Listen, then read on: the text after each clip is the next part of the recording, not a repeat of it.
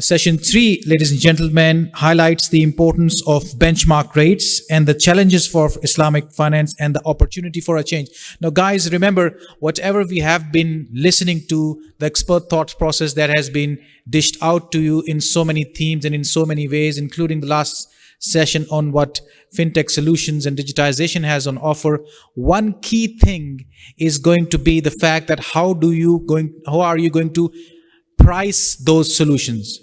The risk return, hence the pricing mechanism, the correct pricing is also going to be a crucial factor in gaining momentum and traction of whatever we do or gain in Islamic finance, be it current or future trajectory of Islamic finance. So benchmarking, the whole concept of benchmarking itself becomes that much more important, because this is where the whole risk return profiling, hence its conceptualization and implementation of the pricing mechanism, the pricing that you put, and so on and so forth. So this is a very important session because this deals in a very important topic.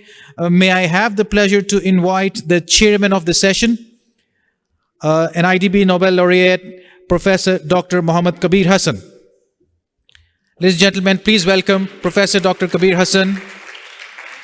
Professor Dr. Kabir Hassan is the member of Governance and Ethics Board of AAOIFI, Chairman Education Board of AAOIFI, and Professor of Finance in the University of New Orleans in the United States. With him, joining on stage are our expert panelists to discuss this very core issue of benchmarking. May I have the pleasure to invite one and only the great Dr. Yahya Abdul Rahman. Dr. Yahya Abdul Rahman, the Chairman of Lariba Banking Group, United States. Mr. Ghulam Muhammad Abbasi. Mr. Ghulam Muhammad Abbasi, please join us on stage. Our guest and expert from Pakistan. He is the Director, Islamic Finance Policy Development Department, the Central Bank, aka the State Bank of Pakistan. Thank you very much, Brother Abbasi. Of course, our own dear brother, Dr. Zahid Rahman Kokar. Dr. Zahid Rahman Kokar, please join the stage and grace us with your presence on the stage. Dr. Zahid Rahman Kokar, Islamic Banking Expert, Regulation and Development of Islamic Finance Division, Sector Development Department, the Central Bank Sultanate of Oman. Wow. Happy to see the Omani presence here. Cool. All right. Last but not the least, of course, our brother Dr. Shaheen Shayan. Dr. Shaheen Shayan, come on the stage and discuss about benchmarking. Dr. Shaheen Shayan, are you around? There you are. An important topic, ladies and gentlemen, because remember, it's all about managing risk return and hence pricing of the risks. Dr. Shaheen Shayan is a senior management consultant, global investment and risk management advisors, also from United States. So the stage is full of US nationals. So Professor Kabir, the panelist and the whole session is all yours. Go for it. Bismillahirrahmanirrahim. Assalamu alaikum wa rahmatullahi wa barakatuhu. Well, it's very late afternoon. So let's start with our last session of the day. The title is High Benchmark Rates, Challenges for Islamic Finance and Opportunity for a Change. So actually, this is a very important but very difficult subject, I must admit, because one of the area of Islamic finance and economics, the Islamic monetary economics is least researched area. And we just got this data.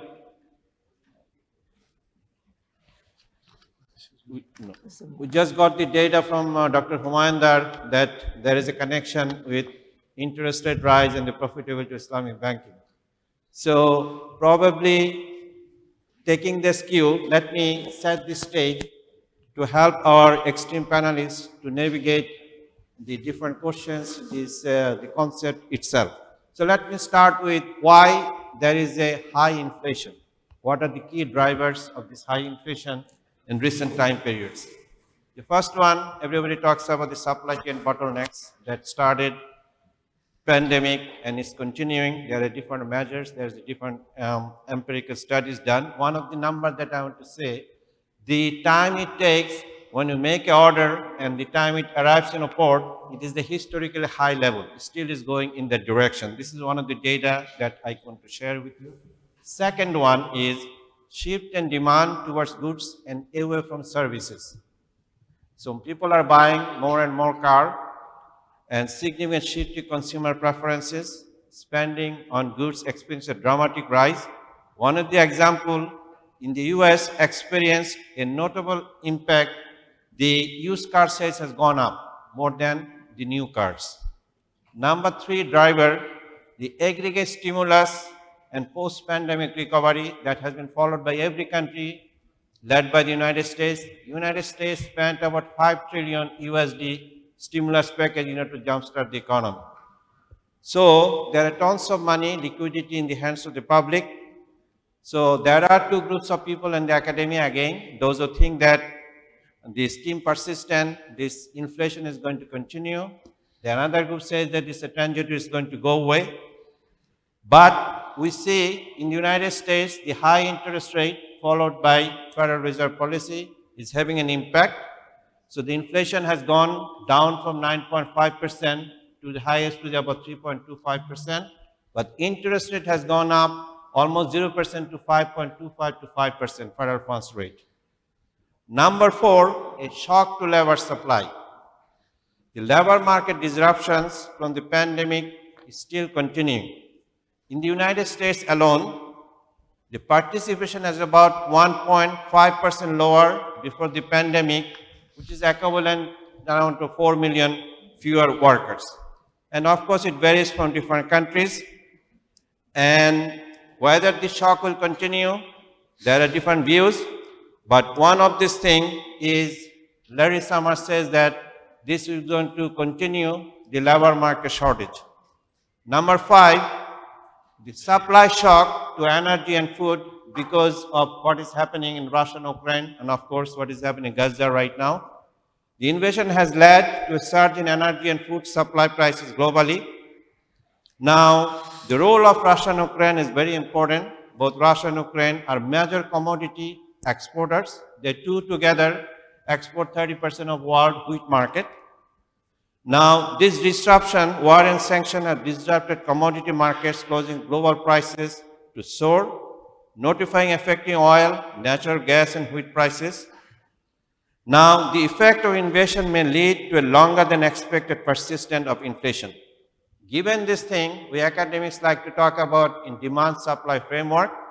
So, this demand has increased, supply has decreased, leading to inflation rate to increase. So this is coming from our understanding of how the economy, the market forces work. Now central bank, of course, has responded different ways. One of the responses is contractionary monetary policy, because if you increase interest rate, the idea is the inflation is going to go down, but also with a corollary damage to the economic recession. But fortunately, the data from the United States doesn't pan it out. United States, the economy is doing great and inflation has gone down. In many countries, the experience is not the same thing. Now, central bank all over the world, to my understanding, following the same contractionary monetary policy. So there is an idea called 2% inflation and Taylor's role.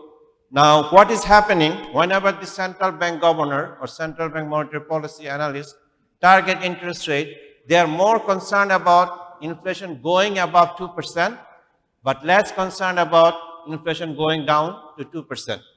If you talk the central banker all around the world, they will talk about they have an anti-inflation bias, so that's going to work in favor of reducing inflation in the future. But there is also a talk, the 2% rate, whether it is the natural rate we are going to talk about. You know, many people say deflation is worse than inflation, but inflation has to go in a predictable way. Now, this is Taylor's role, and Dr. Yaha is going to talk about how the inflation, federal funds short-term interest rate is being targeted. But the point that is important, we already know, if you're a student of monetary economics, there is a Milton Friedman inflationary monetary phenomenon. But there is a new theory coming up, John Cochrane, he was University of Chicago professor. He said the fiscal theory of price level. He argues that rising rates to fight inflation is a crude tool, especially when the source is fiscal policy. He compares keeping fiscal policy loose and using higher interest rates to control inflation to a driver, accelerating and braking at the same time. She argues, in effect, if people start to doubt the government's commitment to repaying its debt without discount from inflation, inflation could get much worse. Given this thing, what is the connection with Islamic finance? My understanding and reading, this Islamic inflation is a big problem both in conventional and Islamic finance, if you look at from this perspective, but the solution are different. So Islamic economics is, this limited borrowing is more equity than debt-based. There's a prohibited risk transfer and speculative demand, control money supply, fractional reserve banking is not allowed, productive financing, not allowing natural resources to stay unusable, equal distribution and cursing hoarding, reduce inflation in demand, and remedy not only inflation but also deflation. And conventional economics, they have only one, playing with the interest rates. Now, given this, so both are concerned about inflation, but Islamic economics solution inflation is more for a long term than a short term. Instead of increasing interest rate to fight inflation, in the short run, in Islamic finance, government can limit the money supply and limit debt to fight against inflation. Islamic finance does not allow speculative borrowing, which artificially increase the asset prices. It is less likely to finance risky projects in Islamic economics related to conventional economics. Debt financing is limited, which is taken to the main reason of inflation according to Cochrane, the fiscal theory of price level. Islamic finance requires to finance only for productive reasons, which increases supply of commodities and goods and services. And Islamic finance does not allow to keep resources unused, which also encourages to produce and increase supply. And Islamic finance not only fight against inflation, but also deflation. The fight against deflation is not done through decreasing interest rate, but more equal distribution and decreasing and hoarding. So given these things, I want to quote, before I give the mic to my esteemed speakers, Al-Markezi was an economist from the mid-century. He said the inflation can rise due to natural factors like famine, disaster, war, and too much money coming from abroad. When this happens, government should directly intervene and take the necessary actions. Inflation can also arise from human errors like corruption and poor administration, excessive taxation, and increased circulation of currency money, speculative borrowing. These are less likely to occur in Islamic economy. Given this background, now I want to switch to our esteemed panelists. I want to start with Dr. Yahya Abdul Rahman. So those who do not know him, he has a PhD in engineering, but he has started this Lariba banking in the United States 20 plus years ago. So he's genuinely called the father of Islamic finance in the United States. And so let's give him the floor to to hear his wisdom about this issue. Dr. Yahya. Bismillah ar-Rahman ar-Rahim. Okay. I just want to share with you what we do in our bank as far as indexation. Why is indexation important? Because in long-term financing of commercial products, the Islamic banks used to use an index called LIBOR. And the index was used for political reasons and our love to the colonizers, England.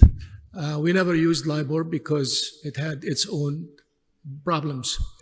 We used in the United States the Wall Street Journal published rate, and that published rate for prime banks, we call it Wall Street Journal Prime, which is equals to the Fed fund rates plus 3%. So the Fed fund rates now is 5.25% plus 3, then the prime is 8.25%. Now, what we have done in the United States, they kept looking for another index, and they came up with something called sofr. In Turkish, sofra means table, so I remember it by table, sofra. It's S-O-F-R, which is called secured overnight, this is SOF financing or rate.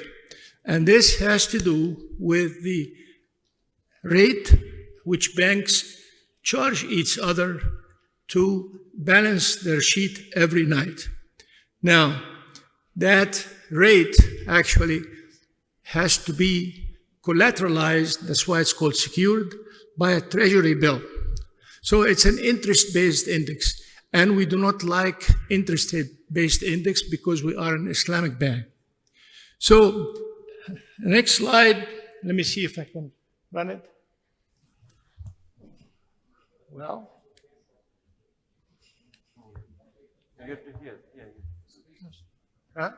Yeah, but I don't know how to. Oh, Yeah, now it's doing. it moved. So first of all, I would like to show you a very simple definition of riba. Somebody asks you about riba. Riba is the act of renting money at a price called interest rate. And money is fungible. It changes its nature upon use. If you have $100,000 in 1971, 2,850 ounces of gold, because gold then was $35. Today, gold is $1,900 an ounce.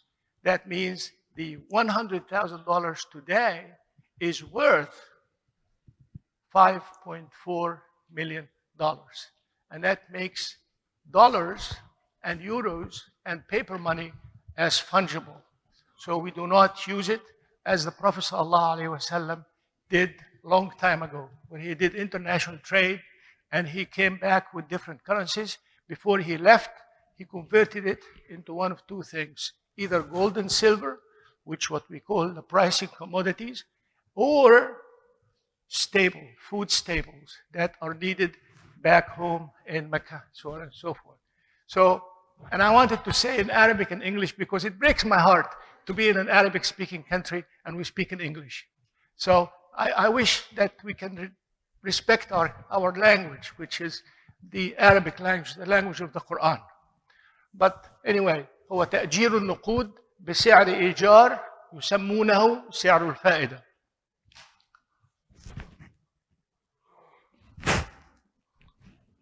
Now, we also use a new branding for riba-free banking, and we have operated in Kazakhstan, in Egypt, in the United States, of course, for a long time.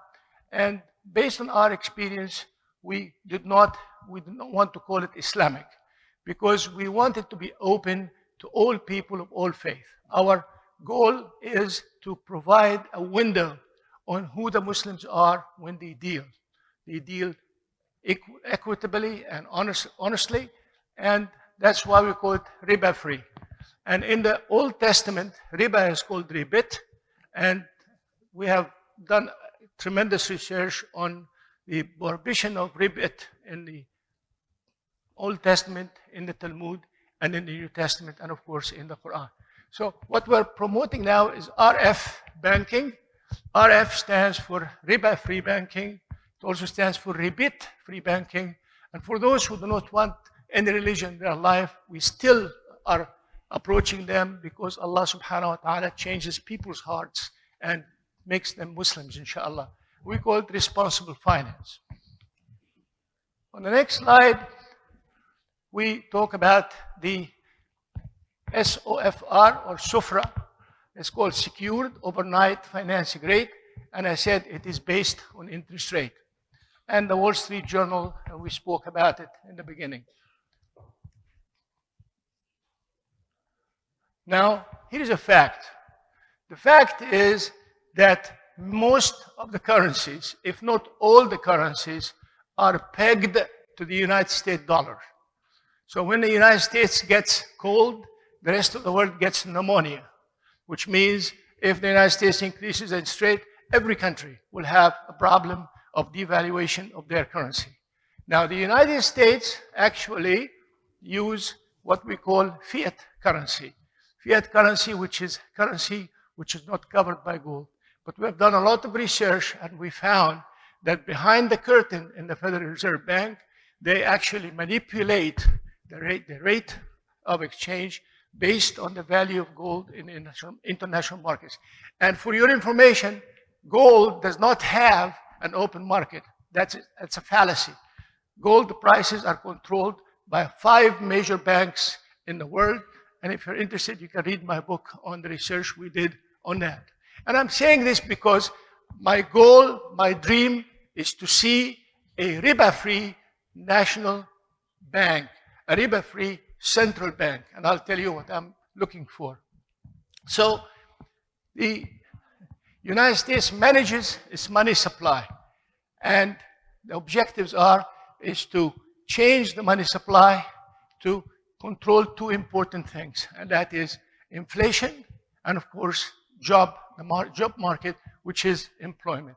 Now, the question is the Fed fund rate an interest rate? I believe not.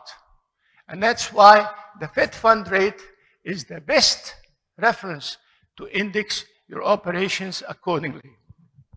Now, this Fed fund rate is designed for the United States, but you can also adapt it and improve upon it to fit your local situation in Pakistan, in Nigeria, in Lebanon, and so on and so forth. Now, let's find out what is that equation is all about. Professor Taylor at the University of Stanford in 1971 came up with a wonderful equation called the Taylor equation. And it consists of how you calculate the best Fed fund rate to achieve your goal. The equation consists of 3 pieces. One piece is the change in rate of inflation that you are actually achieving. Suppose Pakistan decided to say, I want to keep inflation at a maximum of 2%. So that number is 2%. And then the second thing is the change in the gross domestic product. If the government, central bank, calculates the gross domestic product to be 3.5, and you think that it is going to change to 4.5, then you have a +1 increase in the gross domestic product. And then the last one is what we call the assumed steady state real interest rate, which is 2%. In Islamic banking, that is the number you want to decide on as a fair profitability of the project that you want to finance. And the total of this will give you the Fed fund rate. That Fed fund rate actually will be the tool that the government will use to control the amount of money you print or the amount of money you take out of the market. Now, if you don't know it, you're all bankers. Anytime you approve a loan, in fact, you are participating in the process of printing money. You don't print it in paper, but actually authorize its growth on numbers. And so that's it. Now, I'm sorry I don't have much time to explain, but that is what we do. This is chart. We'll talk about it later on. So that's the first part. So you decide on the Fed fund rate as your index reference. But then the second thing, we want to make sure that when we finance a project, that it makes economic sense. And that is by going back to the pioneer of the first monetary theory in the world. His name is Muhammad sallallahu alayhi wa sallam. He had a wonderful hadith. I call it a commodity hadith. It took me a long time reflecting on what the Prophet sallallahu alayhi wa sallam said. He said that if you want to calibrate value in the market, there are 2 methods, 2 references of calibration. Gold and silver, or now platinum or rhodium or whatever precious metal is, and food staples, food that is necessary for you to stay alive. And he said that because these are references, you cannot allow in your economic structure and policy these to be participants in the futures market. In other words, in an Islamic economy, there's no futures market for gold, there's no futures market in silver, no futures markets for food, and so on and so forth. So if you have dates, suppose you have 20 dates, and you want to get large dates. You don't go out and exchange 20 for 5. That is haram. That is riba, based on the Prophet's rules and regulations. What do? You go and price the 10 dates in the market using gold and silver or another commodity, and you get the proceeds and buy the large dates. This way you can balance the markets. So that's exactly what we do. We go out and check how much would the house that you are buying can rent for. And we ask the customer to give us 3 estimates of the rental rate in this particular neighborhood, and we get 3 estimates ourselves, the credit analyst. Now we have 6 databases, and we get the average rent. And all riba-free bankers, and I'm sorry to say, many Islamic bankers are using the amortization schedule. Am I correct? The amortization schedule, what is the amortization schedule? It's the rental of money. You put $500,000, you rent it to the customer at a rental rate of 5, 6, 7, or 8% for 10 years, and the unknown is the monthly payment. We do exactly the opposite. We have our own proprietary program where we say we're going to invest $500,000 for 10 years, but we know how much is the expected income from that investment, and we put it in, and we get a percentage sign. That percentage sign is the rate of return on investment of this particular property. If the rate of return is high, 12%, 15%, we tell the customer, Mr. Customer, you picked up a property which makes economic sense, and we are going to invest with you. If the rate of return is 1%, tell the customer, Mr. Customer, there is a bubble economy pricing in this particular area, and this price has a very, very high value, and it is much more overpriced. We cannot invest with you. Have we done it? I swear we have done it many times. For some significant people, and they were offended, but we told them this is the discipline we use, which is the discipline of the Prophet ﷺ. And then there is a third possibility whereby your rate of return is marginal. So we tell the customer you can go out and renegotiate the price, and we have done it also many times. Now, we calculate, I'm almost done. We calculate the monthly payment, and based on our own algorithms, and we compare our monthly payments to the monthly payment that Bank of America and Chase and others would do, because we are not market setters, we're market followers. And if it is higher, our numbers are higher, we voluntarily reduce the rent such that we can compete with the riba-based banks. Why? Because we do not want to be accused as riba-free banks as more expensive than others in the market. And then we do the deal accordingly. I'll give you an example. This is the price of gold in the market. This is the price of a home in the United States. And look at that. You'd think that home prices keep going up, but look at it in gold. So we take the dollar out and we ask ourselves, how much house would you buy for so many ounces of gold? This is what we get. Amazing, amazing. It doesn't go up all the time.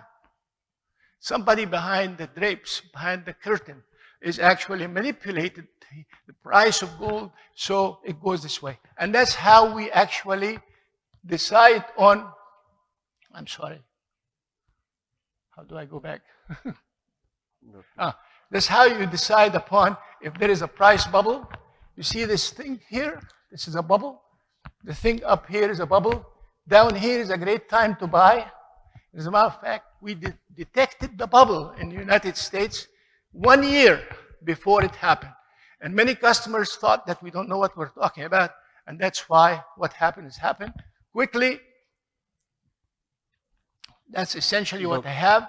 Thank you, Dr. Yahya. Thank you very much. So thank you explaining how the riba-free banking works in the United States. So I want to call upon, because we are limited by time, our next speaker is Dr. Zahid Rahman Khokar. He has a PhD in Islamic finance. He is the former Assistant General Secretary of IFSB and he is also right now working for Central Bank of Oman as a policy department. So, Dr. Zahid, please look into time because we have to finish before Maghrib. 8 to 10 minutes. Yeah, thank you.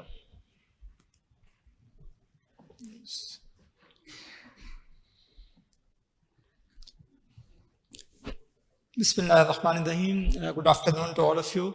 First of all, let me thank AAOIFI for inviting Central Bank of Oman and myself to present in this session. So, Professor Kabir and Dr. Yahya, you have already discussed some dynamics of high inflation rate and high benchmark rates. I decided to start from the more basic first. And so we will discuss more on the economy and impact on how the benchmark rates are happening. But one perspective is that which benchmark rate we are talking about. If we talk about Islamic finance, benchmark is essentially an interest rate benchmark.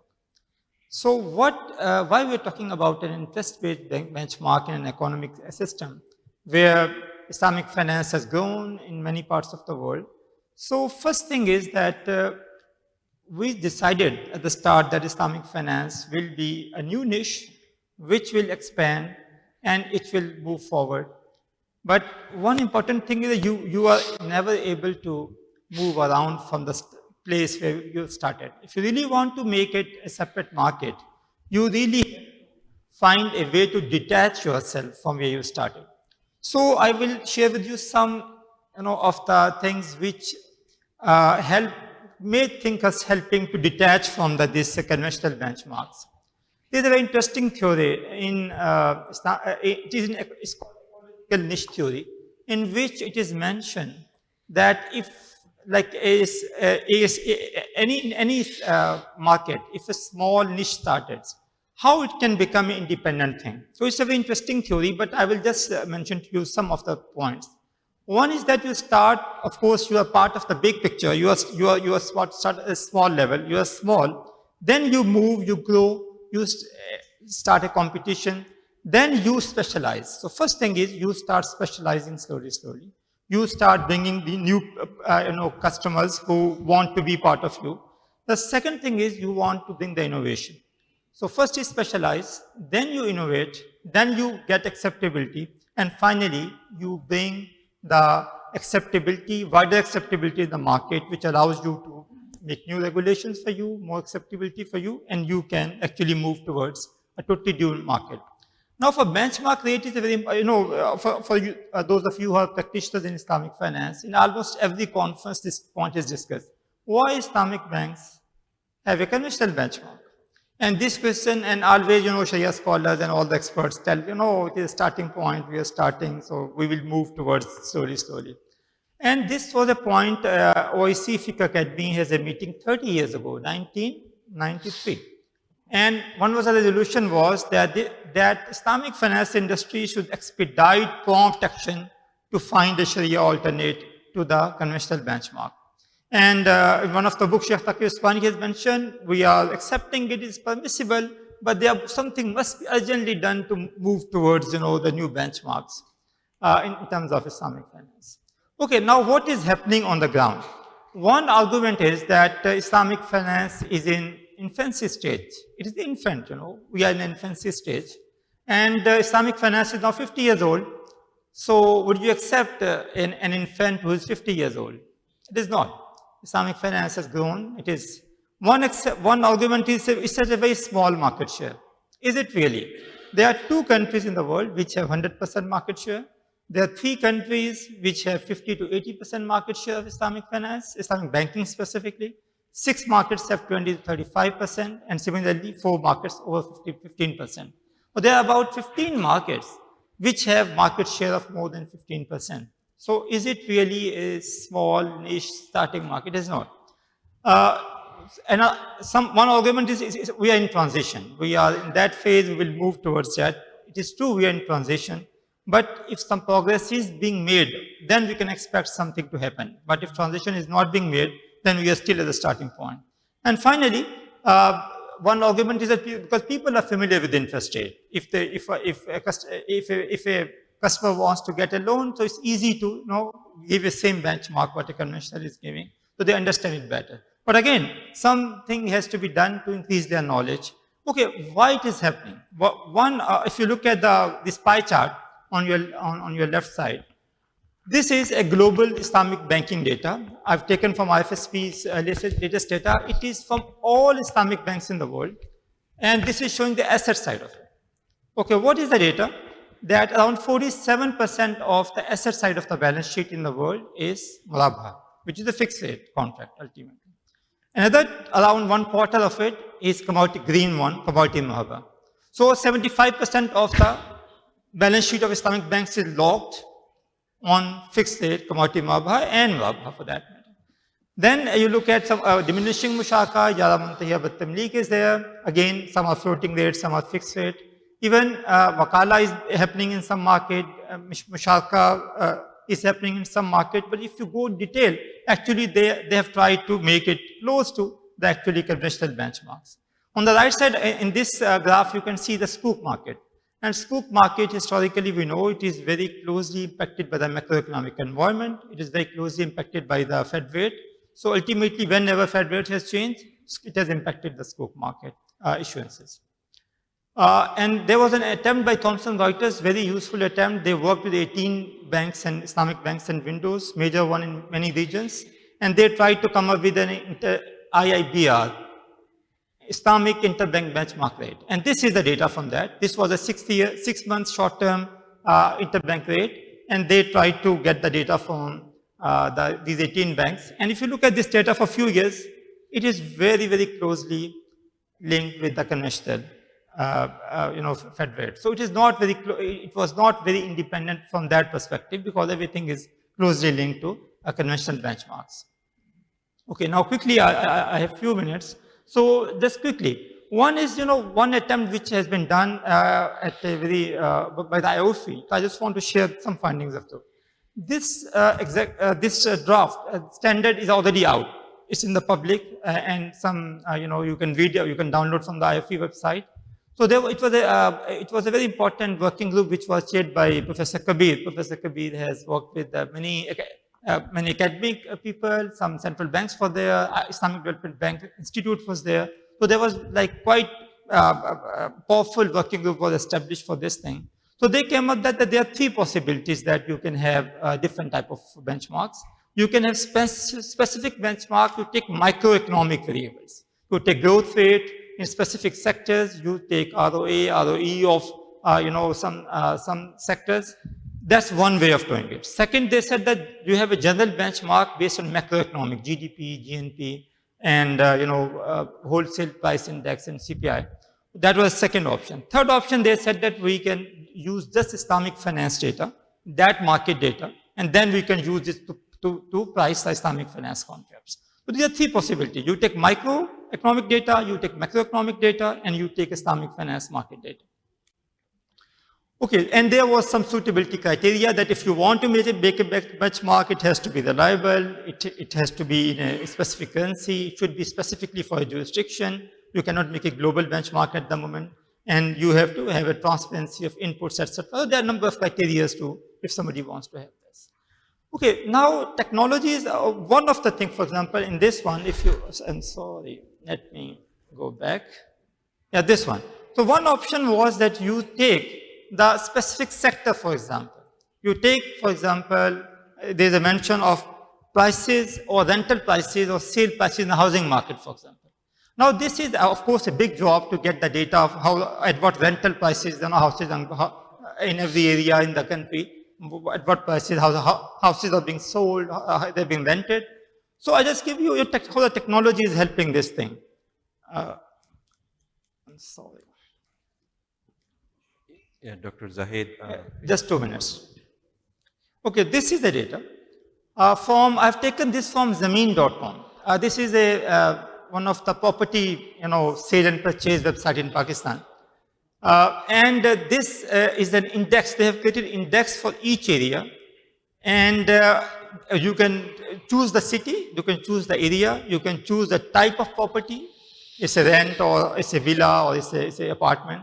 You can choose the objective of property you want to sell, you want to rent, and you can actually find a immediate for last few years, you can find an index for that area. So that's a very interesting development. That technology automatically, it's not for Islamic finance, they are doing it for their own business, but actually you can find index for any area in the country at what price they are doing it, basically. And finally, this is just one of the options which can be thought about. My final slide. The idea is that first of all we have to start at the country level first. It cannot be done at the national. For an Islamic finance world, you cannot start from the global level first. So you have to start from a national level first, and then you have to use technology if you can in some places. Secondly, in Islamic finance, central banks have to give some room for experimentation, because everything is benchmarked against the overall national rate. So you have to give some room to the Islamic banks if they want to test for some specific product. So only then things will start developing. That's one way of doing it. And of course, monetary policy is another bigger area where central banks, as a central bank, we need to look into. And I can tell you very little research is happening. There are some papers coming, but these are mainly academics. It's not by the central bank research departments, etc. So monetary policy is a big area which needs some development in this area, and I hope that things will move forward from monetary policy, because that's a bigger area. If monetary policy can be set through Islamic mechanism, then things will be easy for all Islamic banks. And finally, we cannot expect a perfection at the start.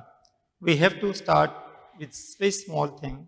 We need continuous improvement, and hopefully we will reach to a perfection over time. Thank you. Thank you, Dr. Zahid. Just to abreast you of the development of benchmark Islamic alternative to conventional LIBOR, because LIBOR is going out of phase. So there is a group, and as you mentioned, the exposure draft, you can read this. So we have analyzed different markets, how we can come up with, and finally settled on two ways. One is real economics micro framework, like the example Dr. Yahya showed, the rental index, and also Dr. Zahid. The other one is real economics macro benchmark, that we deal with the GDP, expected inflation. Dr. Sami is not here. He has the Islamic Development Bank also has come up with an idea, so we are analyzing those things. Given these things, our third speaker, let me move to Ghulam Muhammad Abbasi. He is the Director of Islamic Finance Policy, State Bank of Pakistan. He has been there for many years, 25 plus years, and he has been involved in all aspects of Islamic finance development in Pakistan. Thank you. Thank you, Chairman.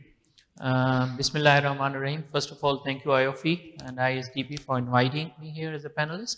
And also I'm thankful to the audience, because it's very difficult, I understand, to sit a whole day, and you must be the senior people as well. So I will try to quickly cover the impact and the opportunities area of the higher benchmark rates in the current scenario. That is, how does it impact Islamic finance institution especially, and then what are the opportunities for the Islamic banking institutions. As we all know that these high benchmark rates are the result of the Russia-Ukraine war, then supply chain disruptions, and food and energy crisis, that is the disruption in that.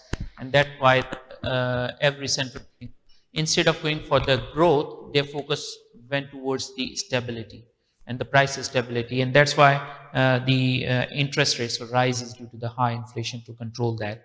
But this high inflation remains stagnant in many of the jurisdictions. Is still there, and it is expected it will remain there for about 2025 until then. And then in order to have an analysis on the impact, how does it impact the balance sheet of the banks, we need to understand that what is actually the composition of the specific balance sheet on the asset side and liability side. If you go on the asset side of any banking industry or any bank, on the asset side they have got the financing and the investments. Due to the high interest rates, of course, they have got the NPL, they have got the provision expense as well. And the IMF in its recent report also in 2023, October 23, have highlighted that due to the higher benchmark rates, the banks, especially the micro and SME sector, they have their cash have been eroded, the erosion in the cash buffers, and simultaneously there are infection and delinquencies in the SME portfolio, in the auto loans. In many of the jurisdictions where the mortgage rates are the floating rate, the real estate market has also went down. So of course, there's on the finance side, these are the issue. On the investment side, those banks which have, because they are available for sale or the held for trading or the held to maturity, depending upon what type of classification you have booked your investments. But here the situation is that the deposits are equally on the liability side, equally linked with the investment portfolio as well. Because if you have got the core deposits, that is sustainable deposit, having got the insurance cover, those probably will not move. But rather, if you have got unstable or uninsured kind of a deposit, as in case of some of the US banks, then if there are market reports regarding delinquencies due to the high benchmark rates on the asset side, then you need to liquidate your investments and you incur the losses. So I think this is the area where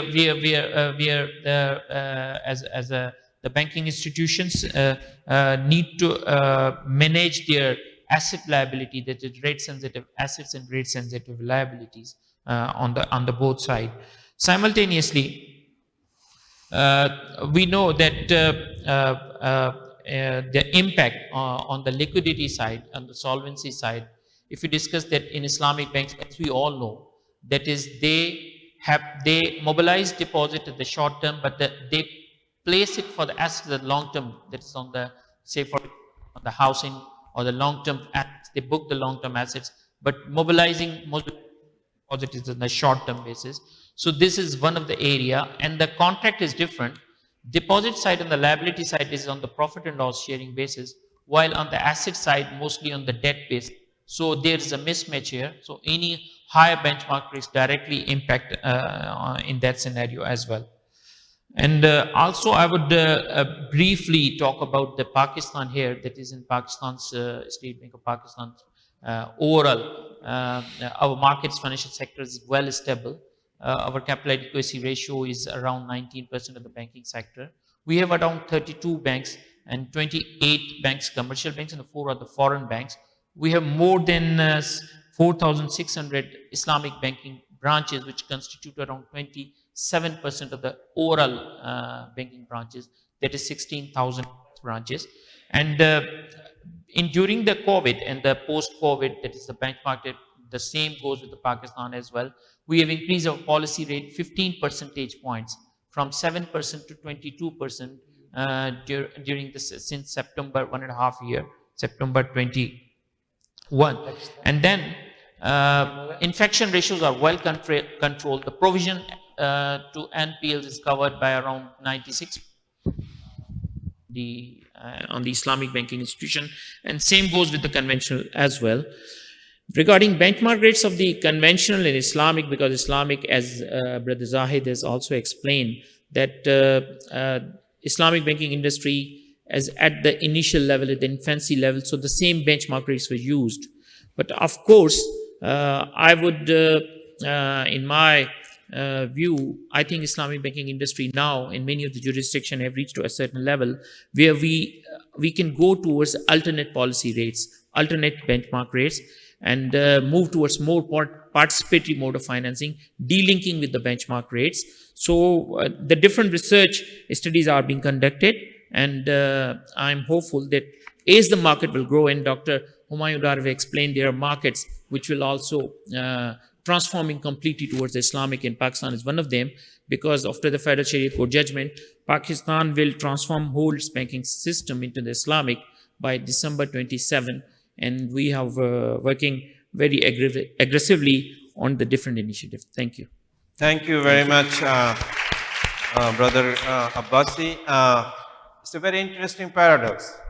In conventional frame, that when the interest rate is low, the banking sector makes the most amount of money because the net interest rate is very high.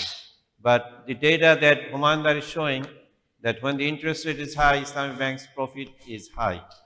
Probably paradox we can resolve because more connection with the asset side and the liability side. So that's the reason, could be a possible reason. Having said this, let me come to our last speaker. So we have two engineers in our panel. One is Dr. Yahya, and our second engineer is Dr. Shahin Shayan. He's an Ivy Leaguer. He went to Columbia University, very accomplished soccer player. He mentioned in his short bio. So The without engineers are taking over. yeah, taking over. Actually, the whole finance industry, academia, actually ruled by the engineers. They come from engineering background. So without further delay, please, Dr. Shahin Shayan. Thank you.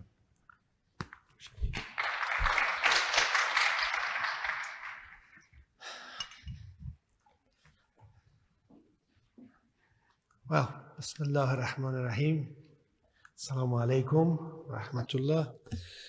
I find it very challenging to speak as the last speaker in the last session after a big lunch. So I hope you'll bear with me. I can see you're all tired, so I'll try to make it as exciting as possible. Let me get to the point that I'd like to present to the audience. I come from a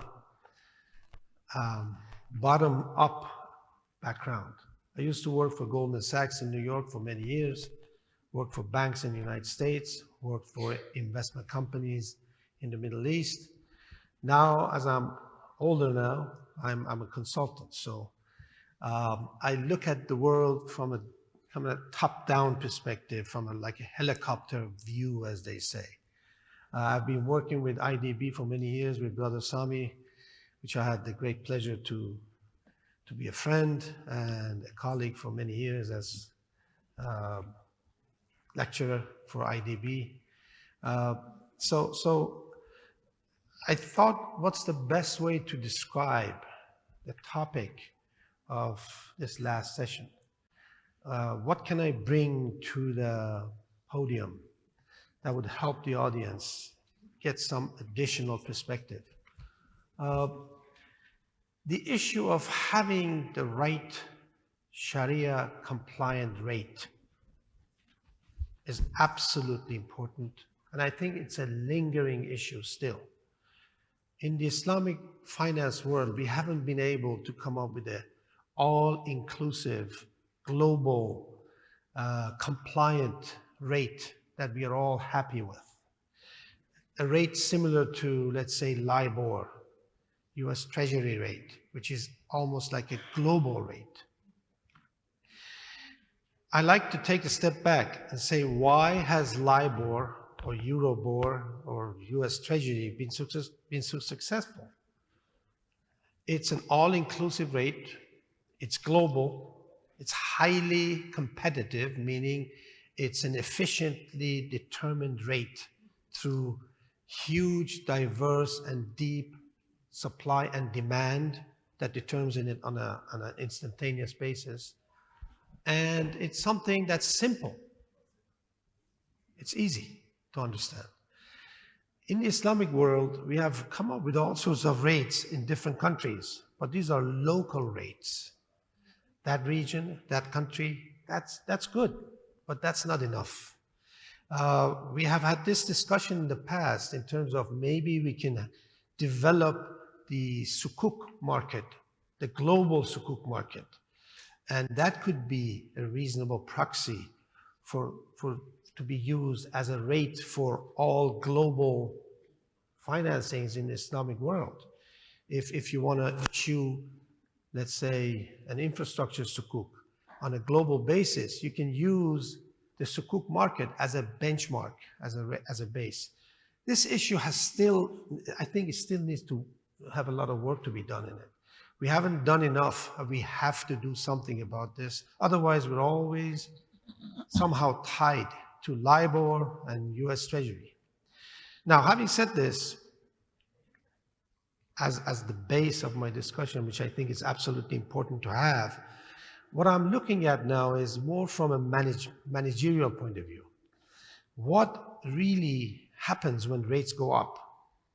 Even go down, but Our point here is when rates go up, the benchmarks go up, be it Islamic or be it non-Islamic. When rates go up, you have shock to the system. Now, the rates can go up. I guess if I have this thing that I could, do we have the It is next. the pointer? Thank you. I think you're all familiar with the yield curve concept, which is called term structure of interest rate. I like to call it term structure of expected rate in the Islamic world. When we deal with rates, we are not looking at one rate. We're looking at this whole series of rates for different maturities. If you're an Islamic finance expert, I'm sure you understand, if you want to price a contract, an Islamic contract, or value it, and it's a 6-month contract, the rates that can be used for that are different from the rates that are going to be used for a contract that's a 5-year contract. And this is exactly what that term structure is referring to, which we call in the non-Islamic world a yield curve. I hope. Yeah. This is the shape of a yield curve, a normal yield curve, meaning as you go up the maturity curve dimension, rates go up because risks are higher, uncertainties are more, so on and forth. Now, when we say rates go up based on what we have now, that means this yield curve can change shape. Yield curves change shape. It's like a wobbly thing on a daily basis. Now, the rates can either go parallel up, all of them will go up, or the short terms go up and the long term stays. We call that inverted yield curve. So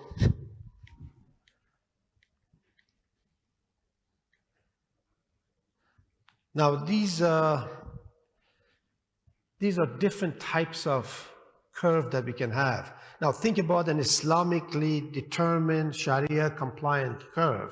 That's what I'm talking about here now. The base that you see there is inflation. These curves are always above inflation, meaning whatever the inflation rate is, it determines that the yield goes above this inflation. Now, if inflation moves up, obviously the curves will all go up. If inflation goes down, the curves go down. Granted that Dr. Kabir did mention there are many other factors that come into play in terms of how this curve is shaped above inflation, but inflation is an important factor in the picture. Now, what I like to do is to look at two scenarios in terms of yield curve or expected Islamic index rate curve, if you want to call it, or whatever you want to call it. I'm talking about this yield curve that's pertaining to Islamically based indexes. Either short-term can go up, which means short-term rates will go up, or short-term expected rates will go up, short-term expected profits would go up. If that's the case, I call that scenario one. In scenario one, usually causes an inverted term structure curve. It usually happens due to short-term crises, short-term conflicts, social turmoils, and etc. This is supposed to be a short-term effect. It's not supposed to last like this because it's not normal. When you have an inverted curve, it's like there's some sort of a stress into this dynamics that's pushing it up, and it's going to come down sometime. When, we don't know, depends on the situation. Usually under 1 year. Again, I'm speaking strictly based on experience. I used to be an investment portfolio manager of one of the biggest banks in the United States for many years, managing $12 billion. And that was my concern every day. I was looking at this yield curve constantly, how it's changing, and then I had to reshuffle my portfolio accordingly. That's how you hedge yourself. That's how you immunize yourself. That's how you protect yourself. So this is an inverted yield curve. Now, scenario 2 is short, medium, long rates will all go up. These are the expected rates. Now, when you have this kind of situation, there's this upward shift in the term structure curve. That's a little bit more dangerous. That's a little bit more worrisome.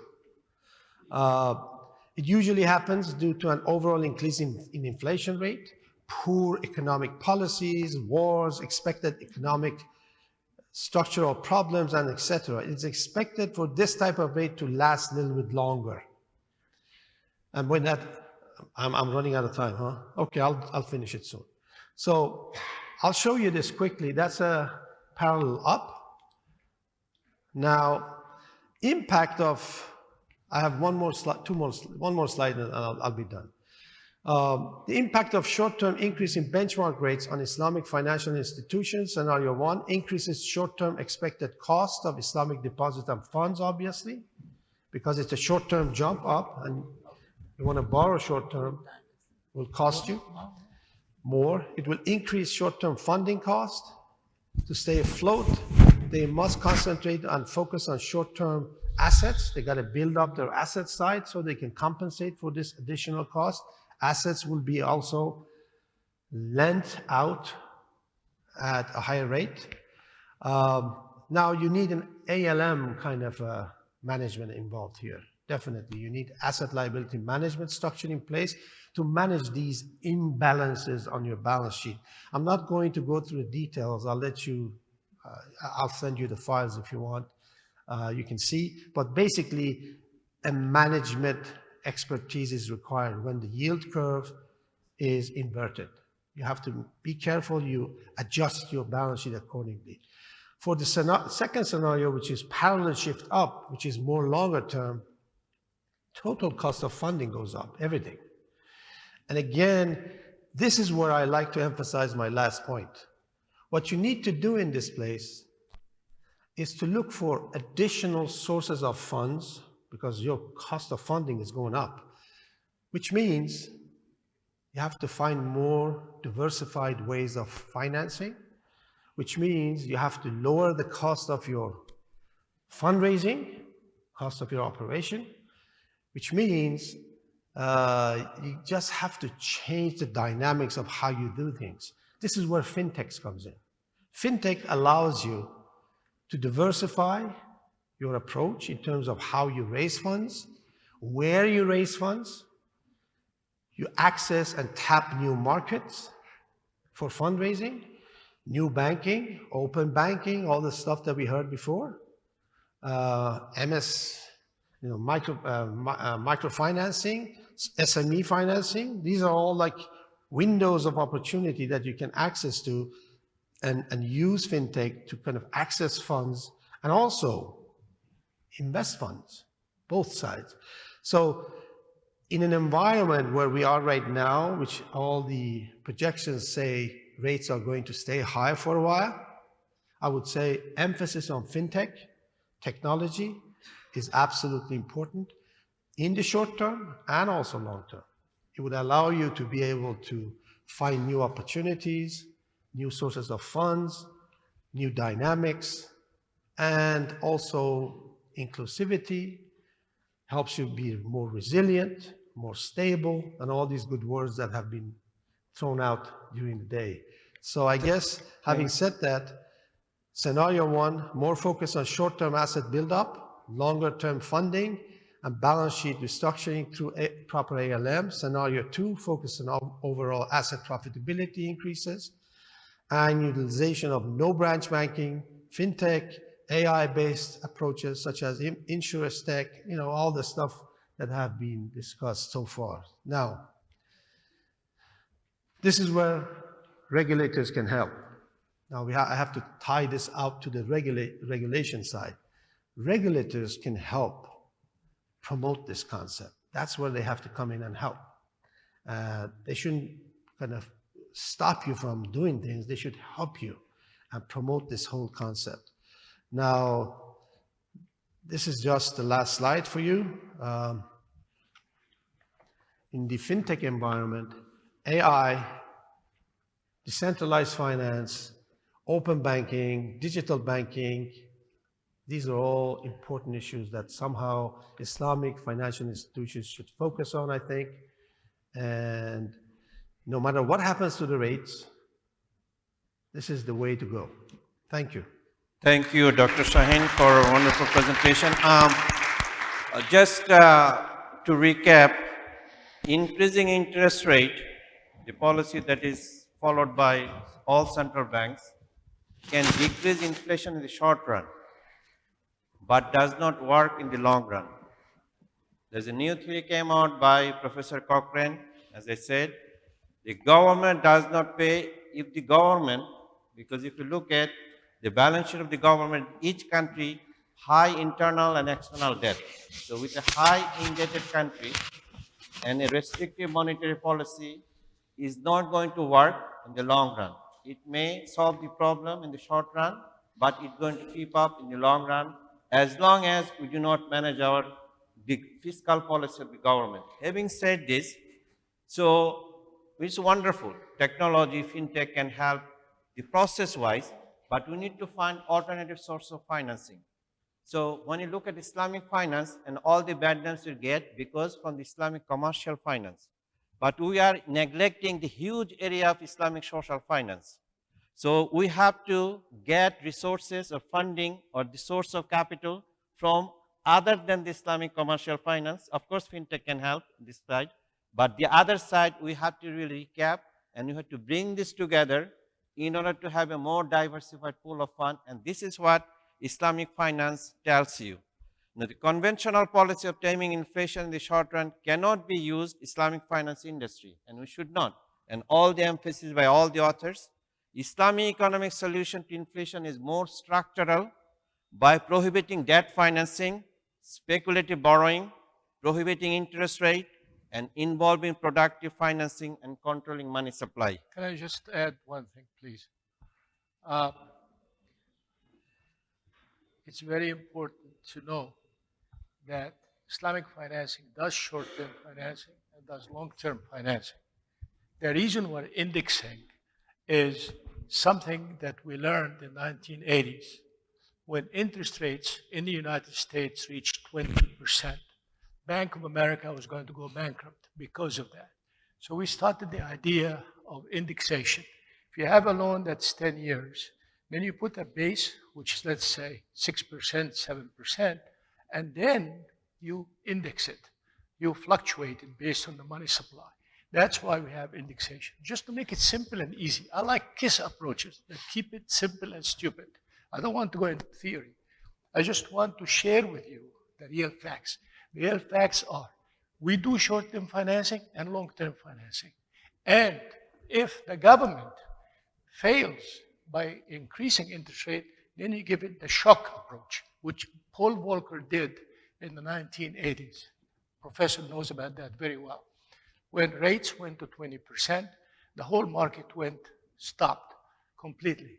And it takes not 1 year, as we heard, it takes somewhere between 2 to 3 years minimum. And this time, it will take much longer because we printed a lot of money during the COVID crisis. Thank you. Thank you. So the point I'm trying to make that Islamic finance solution is a sort of a long-term solution. Again, I do emphasize all the points taken very seriously, short-term, long-term, how indexing, but we need to expand the source of financing. And with the banking system, the 70% is Morabha banking, is pretty much balance sheet very similar to conventional banking. And we want to find out an alternative to conventional benchmark, which Taqi Usman, everybody is saying, every conference I go to. So we have to look at the other ways of looking at this thing and delinking. So this slide, I just want to tell you, I mean, we have done some work at the AAOIFI level. There are 4 different options we looked at. And some of the options that the panelists talked about, the option 1 is interbank financial market benchmark rate. And there is a proposal done by One solution, International Islamic Financial Market, which is based in here in Bahrain. The option 2 was Islamic Interbank / Financial Market Benchmark. So bottom up, all the yield curve Dr. Shaheen is talking about, deriving rates for the sovereign Ijara bills. Option 3A, Real Economies Macro Benchmark, and this is something Dr. Sami and his team did in ITTI, expected nominal GDP growth rate. And there is another one, Professor Anwar Aznan Hassan, the expected GDP growth rate premium, and then also have the seasonally adjusted output price index. The problem that we are facing of all of these things right now in the second phase, the data, the frequency of the data, consistency of the data. One of the reasons the IBOR failed, that Thomson Reuters, because it was very subjective, data was not, and it was not taken by most of the central banks. Having said this, I want to come back very quickly just to one question for each of you for the sake of time, and then I will open up the floor for some questions. So let me start with Dr. Zahid, if you don't mind.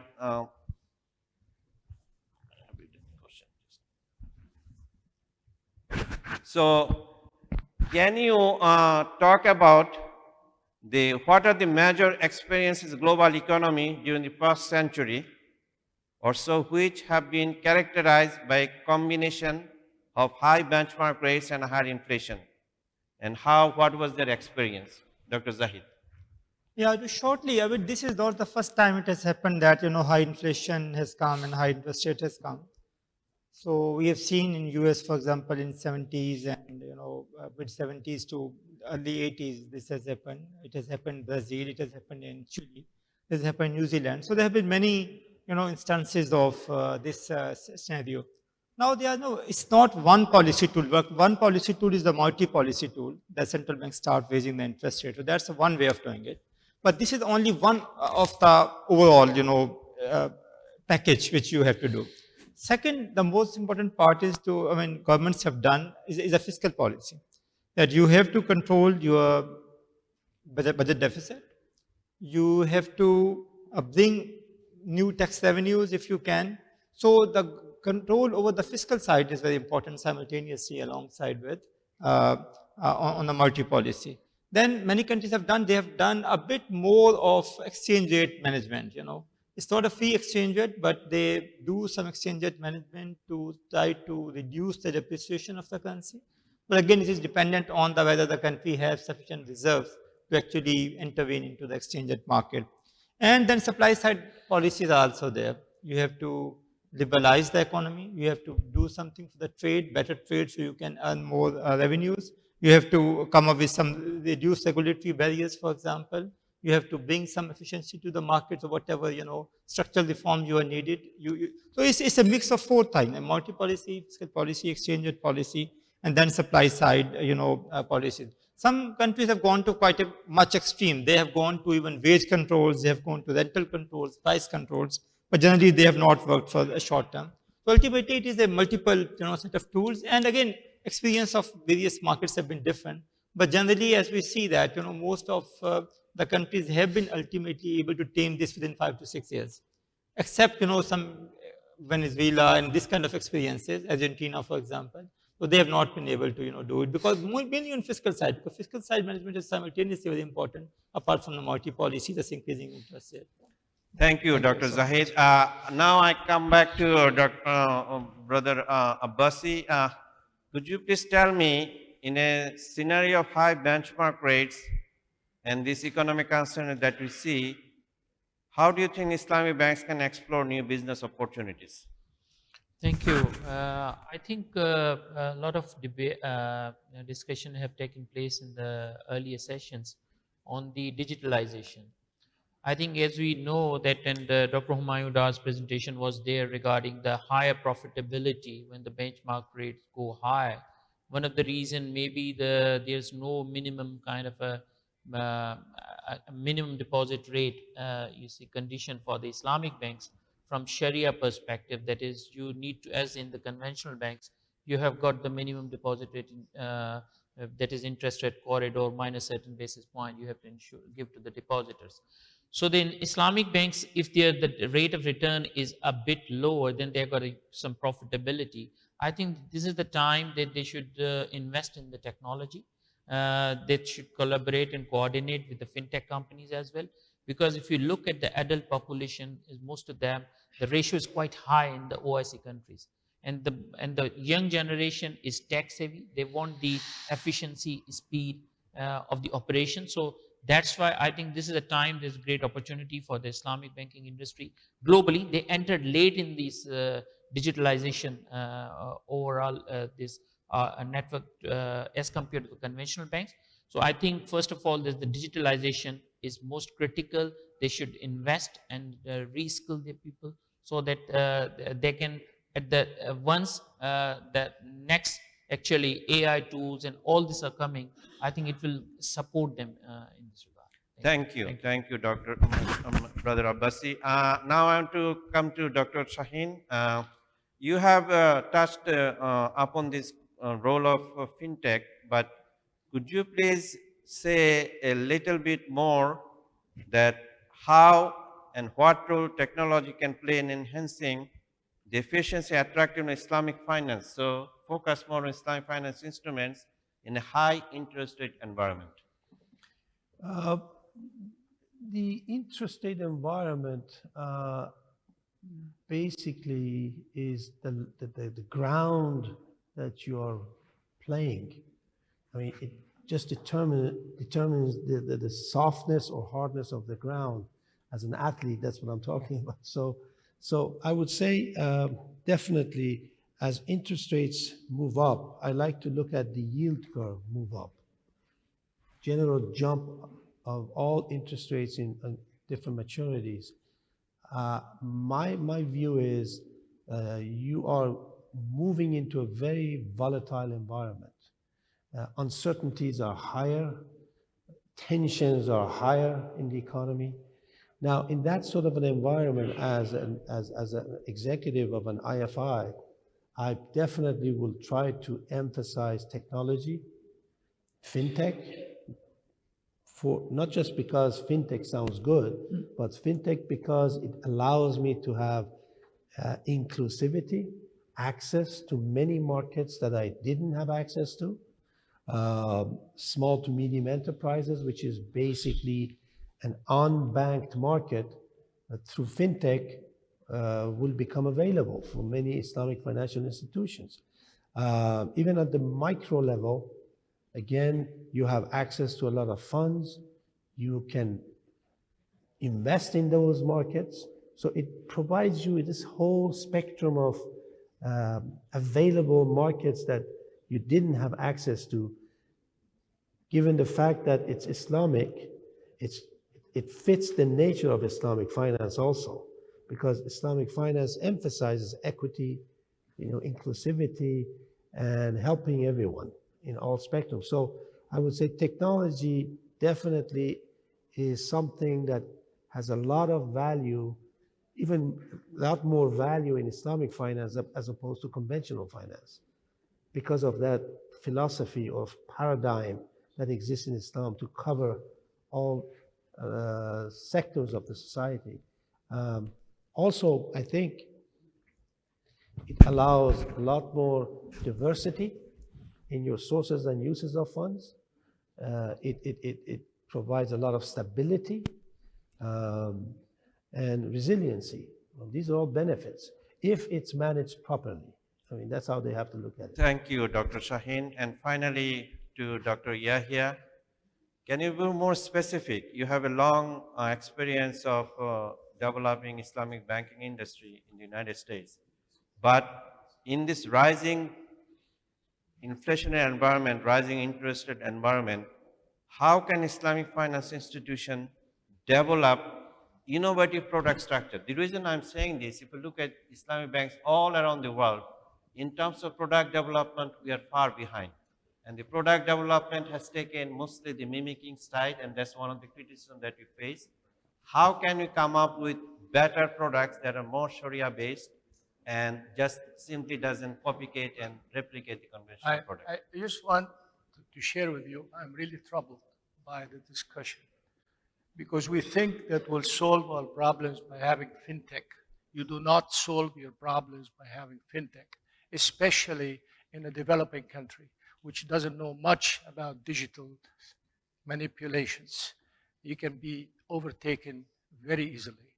The second concern I have is you take the Taylor's rule and you add in a number of things in it and you call it an II index. What's II index? It's a Taylor's rule, Mr. Zahid. It's a Taylor's rule. That's what you're using. Except you're telling me you're doing this small and medium business, and well, that's your own calculations. This is a central bank and their job. In answer to your question is, we do not deal with interest. We do not deal with interest. We deal with a very important structure of a bank.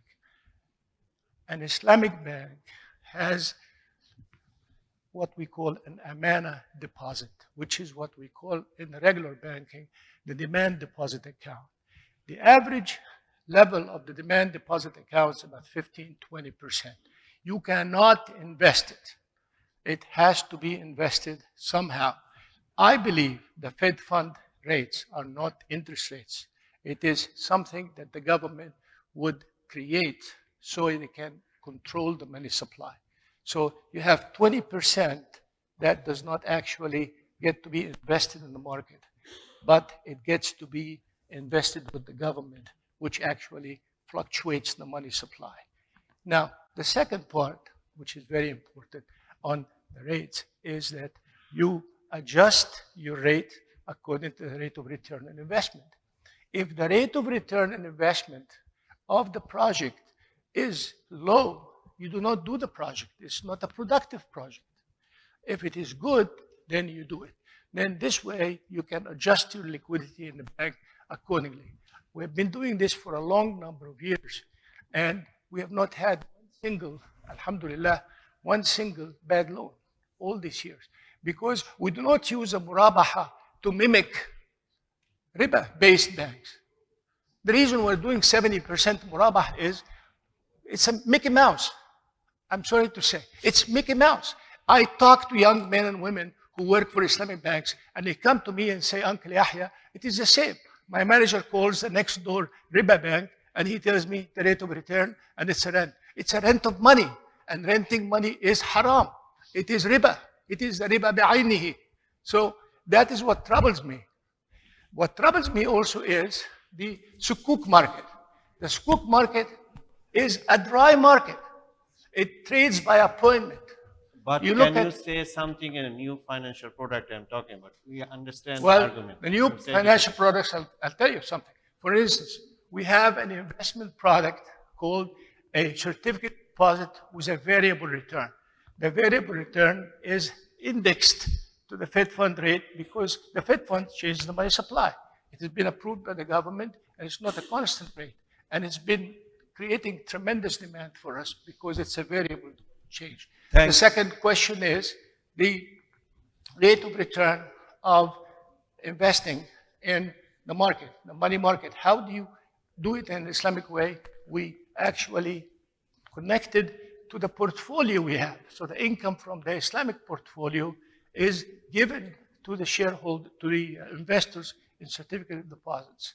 And this way we can offer a clean, honest to goodness, riba-free product, not a Mickey Mouse product. And I'm sorry to be frank about this because we need to clean our act. Because if we don't, we'll be the laugh of the century. We're using in it the word Islamic.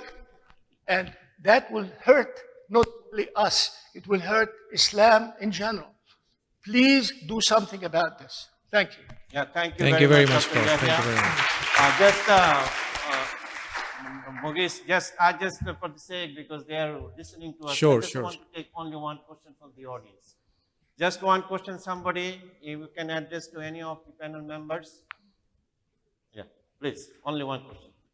Brother Irfan. Yeah. No, I think very interesting session. In fact, I brought from Zambia, which is the largest Islamic bank in Pakistan. Here's the mic. You know, we are always debating about finding these alternatives. But one thing which always troubles me in terms of finding a solution is that, you know, there's a law of economics, it's called law of arbitrage, saying that if you are cheap in anything, or if you are very expensive in offering any product or services, you'll go out of business. Because if you're very cheap, then the whole world would come to you, irrespective of the religion or where you are, whatever. And if you're very expensive, nobody will come to you. So either way, you'll go out of business. So I think, divorcing completely from the world norms. In my 25 years with Mizan Bank, we are still struggling. We are very hopeful that, one day we'll find some solution. But I think just to keep my own mind straight, Justice Taqi Usmani Sahab, who one of our colleagues mentioned in his presentation, came for a customer audience once in Mizan Bank, and a customer asked that, using Kybor or Libor, we really don't feel good about it. So he said that until you find a viable solution, so Kybor is effectively, he took the bottle of water and he said that, it's 1 liter of bottle, liter is halal. So if it's wine in there, it's not halal. And if it's water in it, it's halal. So Kybor or Libor is a benchmark. So I think our focus really should be towards finding new solutions for Islamic finance. Because, for example, you go to Singapore and you'll find a McDonald's selling halal burgers as well. Now, to make it halal, is it any different in terms of what it looks like or feel like or price-wise? No.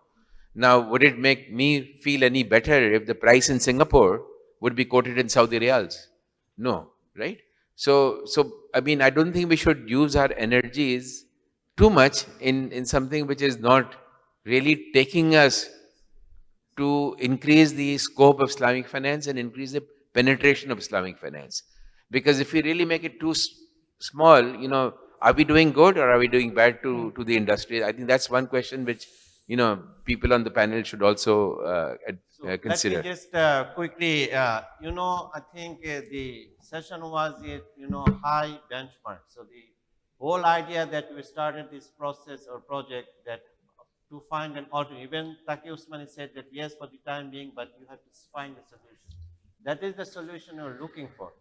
Unfortunately, there are different aspects of it, but one of the problems that you face, come up with a workable model as a sample that we can show the industry or to the countries that you can take this as a prototype model, but we find the data insufficiency. Now the question is, yes, I agree with Dr. Yahya that the federal funds rate, the government determined rate, you can use so one of the line of Taqi Usman is fine, but we are trying to find an alternative, and that alternative has become very difficult. But last point that we have our team that working on, there are some criteria we have put in front of us to find a solution to this alternative of conventional, because LIBOR is gone. We cannot use it as a benchmark, right? So what we did, we have 10 different quickly, the principle, the Sharia compliance of the underlying transaction or activity, must. Market relevance and acceptability, the point that you raised, it has to be forward looking, keeping a balance between financial market versus economic reality. It not strictly based on time value of money, but incorporate time value of economic resources. It data sufficiency, we have to do whatever, if you take the rental or whatever you do financial, the data has to be there. Arbitrage risk management, so people do not high on risk, as you mentioned, and that will be very transparent, and the tolerance volatility. So it should not be too volatile so that we cannot really price this into your financial. I just want to respond to him. I just want to make a statement to all of you in front of Allah subhanahu wa ta'ala. As long as you have fiat money, there is no pure Islamic banking, period. You have to correct the fiat money. And we correct the fiat money by doing the gold dollar transfer or gold euro transfer. I have done the gold Kazakh tenge transfer and it worked. As a matter of fact, the bankers were sitting in a room and I would tell them something happened in this year. They tell you, yeah, this is what happened, how prices would change. We do not have except fiat money. Fiat money is paper money, which is defined, its value defined by decree of the government that has the power. and we don't need mention names. As long as you have fiat money, there is no Islamic banking. And in the interim, we have to make sure that what we do has the right value. I define the right value by the discipline of Muhammad sallallahu alaihi wasallam. He taught us what to do for the right value. Why don't we use it? Thank you, Dr. Thank you very much. Yahya. Thank you very much for a very, So I want to thank all the panel members and the audience very for knowledgeable session. hanging here and listening to us. And Please, that's you to can Dr. see them Mohammed. outside on the coffee, network with them and answer all your questions. We are pressed for time. Thank you very much, gentlemen. A thoroughly knowledgeable session. Thank you very much. For a group photo, please. A group photo.